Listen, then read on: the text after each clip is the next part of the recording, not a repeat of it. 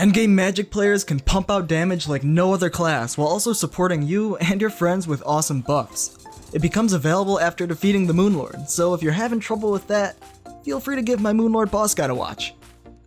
The best magic armor in the game is Nebula armor. It's crafted with 36 Luminite bars from the Moonlord and 45 Nebula fragments from the Nebula pillar.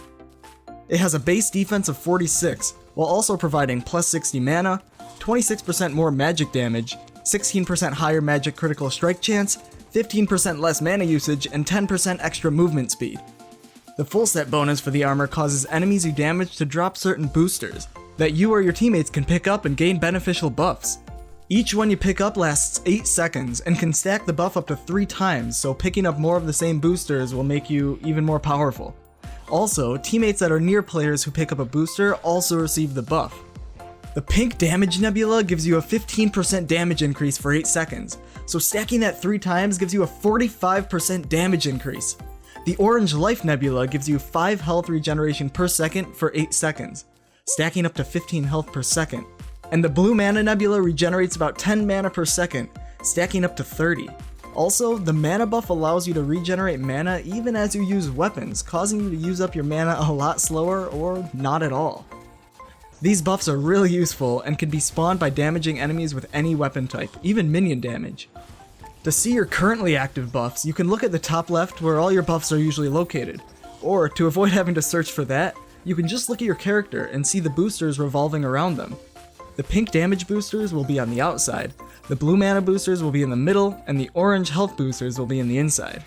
When your player looks like this, he has the max amount of buffs Nebula armor can give him, and you'll be a pretty dangerous force.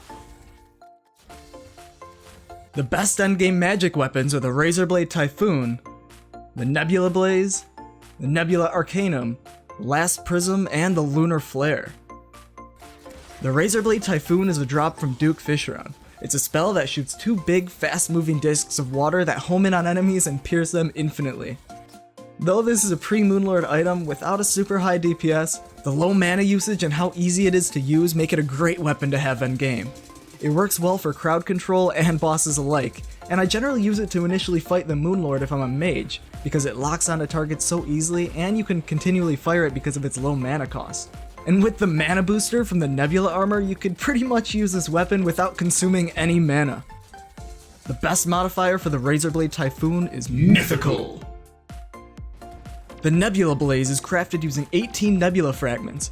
It's a glove that fires pink magical projectiles that home in on enemies. Dread it, run from it, destiny arrives all the same. And now it's here. Or should I say, I am. It has a base damage of 130, the highest of any magic weapon. This weapon is great for bosses because of its high single target DPS and fast speed.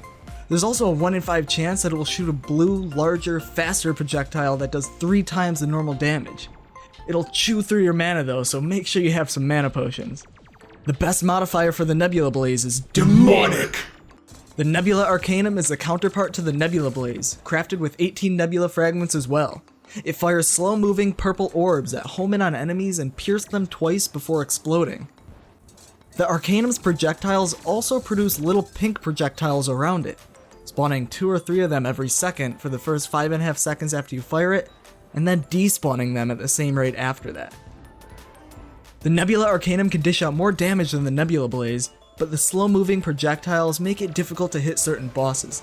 So I prefer the Nebula Blaze for something like the Moonlord, but the Arcanum can be extremely powerful against a ton of other enemies and bosses. And firing the Arcanum preemptively before starting a fight will deal a ton of initial damage to a boss. I pumped almost 30k damage into the Moonlord's top eye before it even closed, right when he spawned. The best modifier for the Nebula Arcanum is Mythical!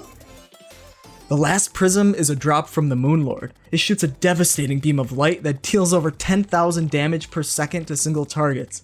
Initially firing this weapon will cause a bunch of beams to appear that slowly converge over 3 seconds to one solid powerful beam.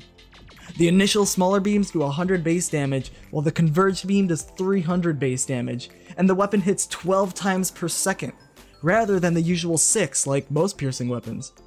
This is arguably one of the strongest weapons in the game. but it absolutely chews through your mana. Make sure you have a nice supply of super mana potions and probably a mana flower if you don't want to interrupt the beam. This weapon is so powerful that if you're standing near the destroyer with it and you sneeze, you'll probably accidentally kill him. It is devastating against the Moonlord and subsequently every other enemy in the game. It just lacks any wall piercing ability, but there's other weapons for that, trust me. A cool little Easter egg with this weapon is that certain character names can change the color of it. Having the names of Terraria's game testers like Tsuki, Arcalis, and Urazer will change the color of your last prism beam. Here's all the different names and how they change the look of it.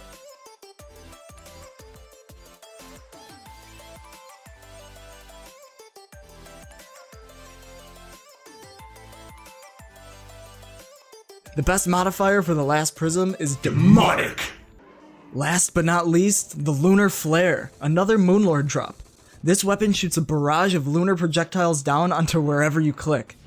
They'll pass through all blocks above the cursor and explode when they reach the target. It's an extremely powerful weapon and great to use alongside the last prism, especially against the Moonlord.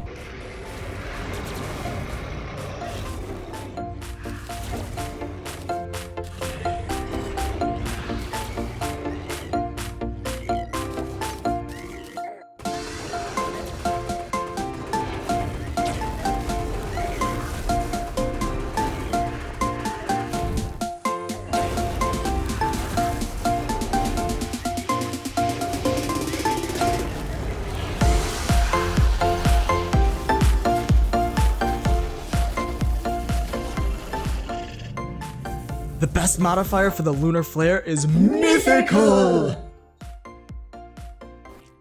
Even though it isn't a magic weapon, a Stardust Dragon Staff is nice to use along with this class because it causes buff boosters to drop from the enemies. Although I generally use Stardust Cells if I'm fighting bosses, because the dragon causes the last prism and Lunar Flare to stop doing damage like it does with all piercing weapons. I also recommend having a nice supply of mana regeneration and magic power potions with you. Mana runs out really quickly with these weapons, so being able to restore it is key. And you can't argue with 20% extra damage. And of course, have a boatload of super mana potions on you too. Having the right accessories are important for magic users. You can be an all-around effective mage or an extremely powerful glass cannon. First off, I recommend the usual accessories for endgame players, starting with the set of wings. In this case, I'm using the Nebula Mantle to match the armor. These endgame wings allow you to fly fast horizontally, like the hoverboard, and look pretty awesome with their shadowy trail effect. They can be crafted with nebula fragments and lunite bars. You can use Frostspark boots if you'd like, but the Nebula Mantle hovering can make these sort of obsolete. They do increase your flying distance though if you prefer more mobility. An Ink Shield because knockback sucks so much. You don't have to use it, but I can't live without it. Unless I'm grappled to a block or something, I cannot stand getting knocked back. A Mana Flower will reduce your mana consumption by 8% and also automatically drink one of your mana potions when you run out of mana. It's really useful alongside the last prism or any other high mana usage weapon. The only drawback is the Mana Sickness debuff, which will decrease your damage by 5% for 5 seconds for every mana potion you consume. And this can stack up to a 50% damage reduction, so you still should use these weapons sparingly. The Celestial Cuffs will cause you to restore mana for the damage you take. I like to use these in combination with the Mana Flower to reduce the number of potions I end up using. Celestial Cuffs restore mana equal to the base damage of the attack that hit you. This means that on normal mode, if an attack does 30 damage while you have 40 defense, meaning you'll negate 20 damage, you'll be restored 50 mana. The cuffs also increase your pickup range for mana stars from 2 to 22 blocks, which is really helpful for events, but not as much when you're fighting bosses, unless you have a statue farm or something. A Celestial Emblem will also increase your pickup range of mana stars, but it doesn't stack with the Celestial Cuffs, so generally I decide to choose one over the other. It also increases your magic damage by 15%, the same as a Sorcerer's Emblem. But I personally believe the Destroyer Emblem is better than both of these items, considering it has a 10% damage increase and an 8% critical strike chance increase. In normal mode, I prefer using this setup: Nebula Mantle, Ink Shield, Destroyer Emblem, Celestial Cuffs, and Mana Flower, and reforging everything to Menacing. In Expert mode, I prefer to use this setup: Nebula Mantle, Ink Shield, Destroyer Emblem, Celestial Emblem, Celestial Shell, and Mana Flower, and reforge everything to Warding, because defense is a little more beneficial in Expert Mode and enemies hit really hard, so I personally decided to go for that. If you want to achieve really high magic DPS, equip a Destroyer Emblem, Sorcerer's Emblem, Celestial Emblem, Celestial Shell, Avenger's Emblem, and a Celestial Stone if you're an expert, and reforge them all to Menacing or Lucky. This will allow you to easily destroy any boss in normal mode without even moving. Though I personally prefer to replace the Avenger's Emblem with a Mana Flower, as to not interrupt my last Prism Beam, but you can also just manually pop potions if you want. I'm just kinda lazy for that. This setup is insanely powerful.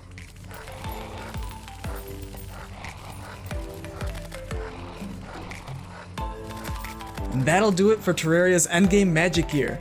Hope you all enjoyed. Let me know your thoughts or questions in the comments, and feel free to subscribe to catch my new videos.